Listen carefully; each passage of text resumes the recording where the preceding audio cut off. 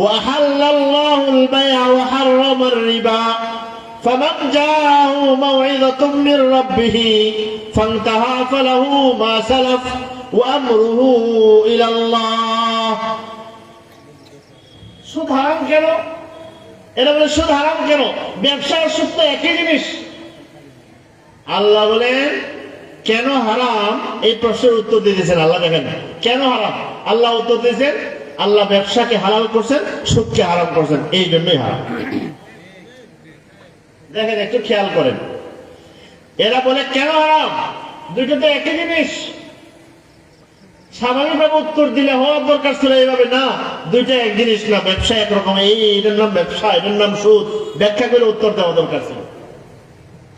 আল্লাহ ব্যাখ্যা করে উত্তর না দিয়ে বলেন কোন ব্যাখ্যা নাই, সুদ হারাম, এটাই খারাপ, ব্যবসা হালাল। আল্লাহ ব্যবসাকে হারাম করেছেন, সুদকে হারাম করেছেন, আর কোনো কথা নেই।